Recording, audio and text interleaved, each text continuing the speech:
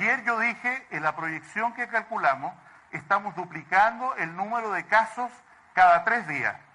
El cálculo de hoy día es que estamos duplicando el número de casos cada 4 días, más lento.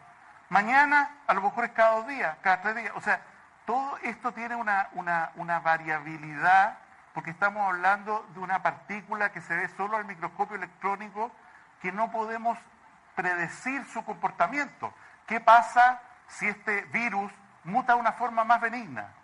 Y en realidad lo único que produce es un resfrío común, como la mayoría de los coronavirus antiguos, porque este es un nuevo coronavirus, producen un resfrío común. ¿Qué pasa si el virus muta y se pone, perdón que use una palabra, buena persona? Es otro escenario, no tiene nada que ver con lo que estamos hablando ahora.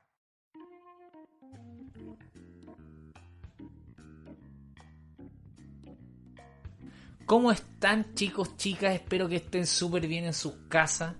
Hoy día les traigo, obviamente, un capitulazo. Capítulo número 11. Siempre queriendo agradecer a cada uno de ustedes por su participación, por los mensajes, por todo. De verdad estoy súper agradecido. Hemos crecido mucho en cuanto lo escucháis y para nosotros es siempre una responsabilidad estar justamente delante del micrófono dando un poquitito de información que es súper útil, sobre todo en estos momentos en donde estamos un poco limitados de movimiento.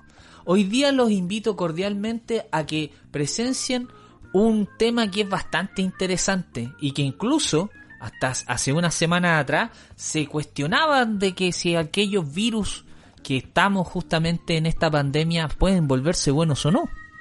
Justamente vamos a hablar acerca de las mutaciones y por lo tanto los dejo cordialmente invitados, sin antes agradecer a todos aquellos que me apoyan a través de redes sociales, aquellos que mandan correos y que también hacen sugerencias.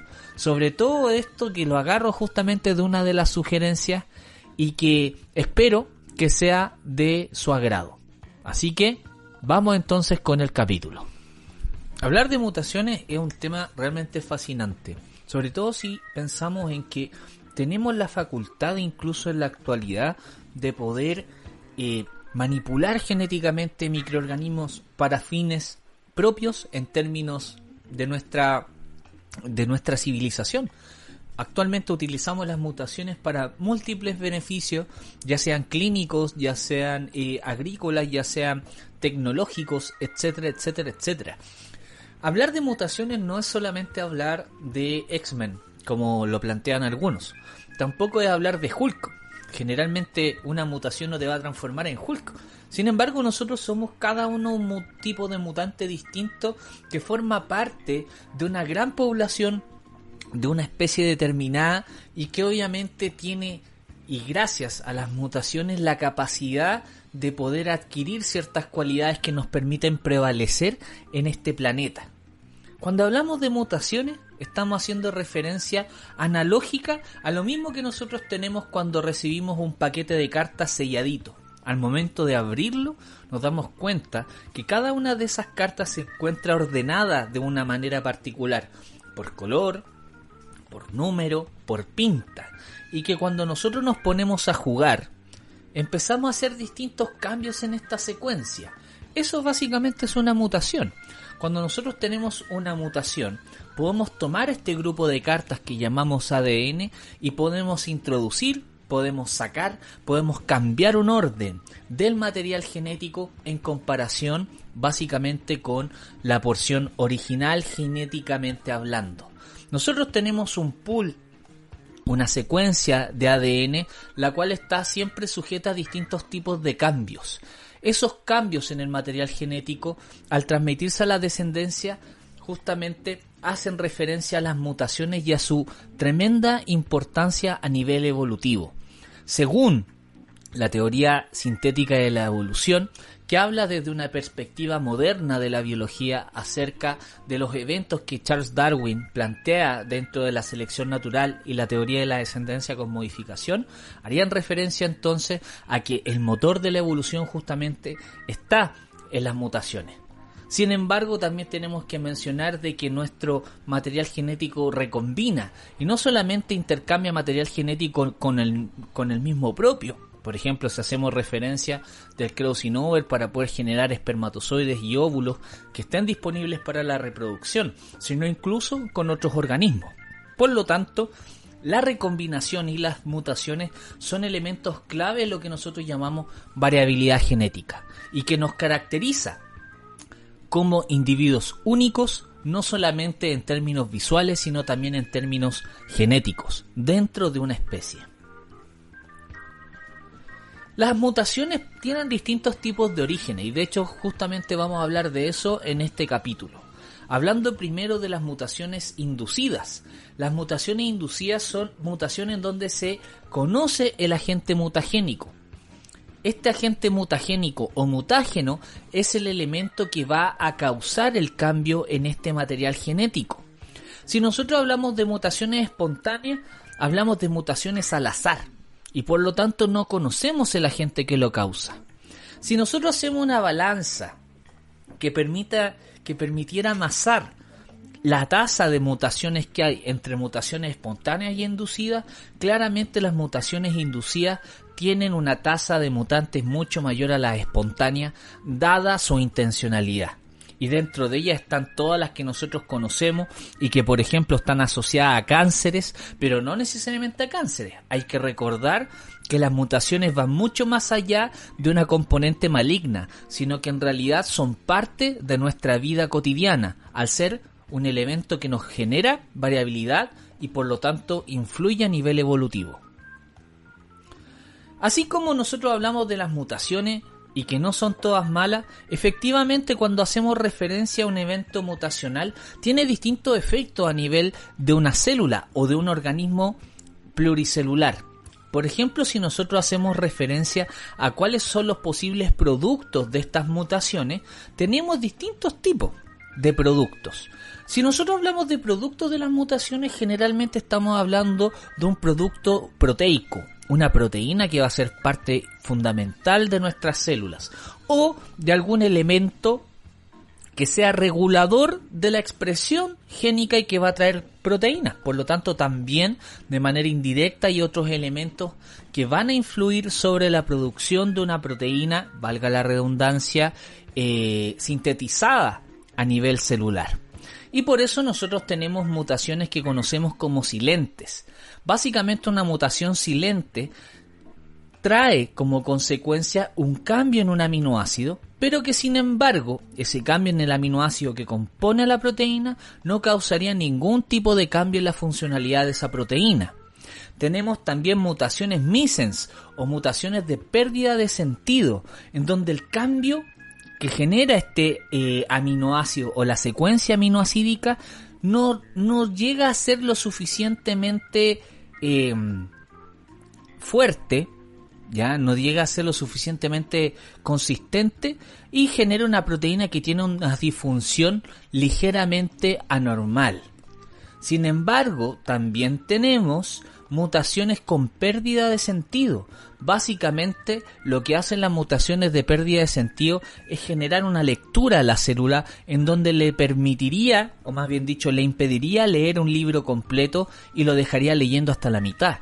Por lo tanto, producto de esa lectura, nosotros tendríamos una proteína que está hecha a medias. Y por lo tanto la síntesis de esa proteína termina mucho antes de lo que debiera haberlo sido de manera natural.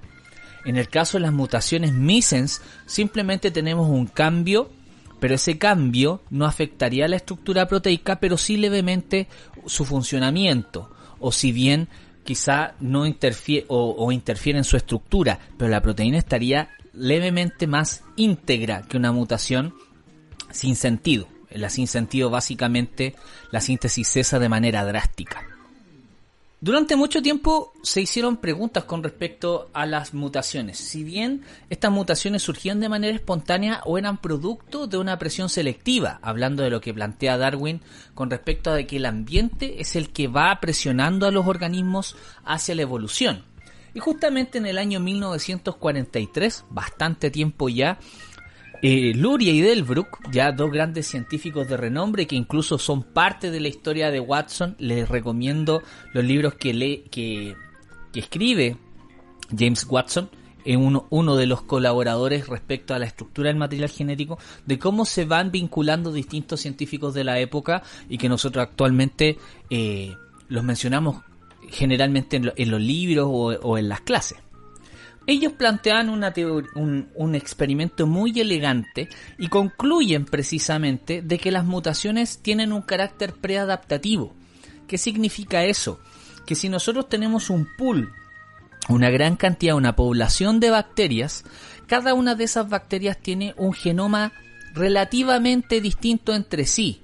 Y muchas veces pasa que dentro de esa fluctuación ya de bacterias existentes, muchas de ellas, antes de ser presionadas por un elemento ambiental, podemos limitarnos también incluso a nosotros, muchas de esas, sin necesidad de ser expuestas a un agente que presione selectivamente, ya traen por un evento azaroso un cambio que les pueda resultar favorable para su posterior selección natural. Por lo tanto, esto estaría evidenciando de que las mutaciones tienen un carácter preadaptativo y que luego de la selección, aquellas que tenían una mutación favorable tienen una tasa de reproducción para las siguientes generaciones mucho más favorable que aquellas que no lo tenían. Cuando hablamos de mutaciones inducidas y como estábamos conversando, estamos haciendo referencia básicamente a aquellas que están siendo sometidas o a aquellas que son ocasionadas por un elemento que nosotros llamamos el mutágeno, el agente que causa esa mutación. Y existen distintos tipos de mutaciones puntuales. Pensemos básicamente en que nuestra célula lee tiene un marco de lectura del material genético que se basa básicamente en 4 letras. Nosotros tenemos hartas más letras, sin embargo, el material genético ADN de las células se lee simplemente en una secuencia que va de la adenina, la timina, la citosina y la guanina, la A, T, la C y la G.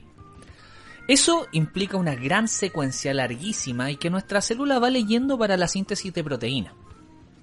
Muchas de estas mutaciones de tipo inducida causan un tipo de mutación que se llama mutaciones puntuales y que básicamente ocurrirían o causarían ya el cambio en muy pequeño en el material genético, tanto así que afectaría una letra que nosotros conocemos como la base nitrogenada y que justamente representa la A, la T, la C y la G, que forma parte de los nucleótidos.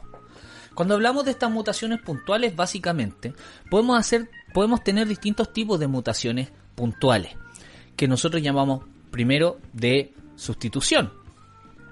Estas mutaciones de sustitución básicamente lo que generarían es un cambio de una base por otra, de una letra por otra. Por ejemplo, y teniendo esto en cuenta, existen se clasifican estas letras A, T, C, G en 2 grandes grupos, las purinas, que son la adenina y la guanina, y las pirimidinas, que son la timina y la citosina, y que en el ARN estaría representado en vez de la timina por el uracilo. Cuando nosotros hacemos referencia justamente a una mutación de transición, es una sustitución de una purina por una purina, una A por una G por una A, o incluso que este libro se puede leer o se puede reemplazar una letra de una pirimidina a otra, la timina por la citosina por la timina. Pero también tenemos transversiones donde se pueden generar cambios de purinas por pirimidina, o sea, podemos cambiar la A por la C, la A por la T, la G por la C, la G por la T, la C por la A, la C por la G, en fin. O sea, estamos haciendo cambios en las transversiones de una purina por una pirimidina. Ambos tipos de mutaciones puntuales pueden traer, por ejemplo, enfermedades muy particulares. Hay una de ellas, ya dentro de estas mutaciones por sustitución, ya en donde nosotros tenemos evidencia de una enfermedad que se conoce como la anemia falciforme. La anemia falciforme justamente es causada por solamente un cambio en estas letritas que causa un pequeño cambio en un aminoácido que forma parte de una proteína, y eso trae enormes problemas para los pacientes, básicamente porque sus glóbulos rojos se vuelven o tendrían una forma, más bien dicho, de media luna.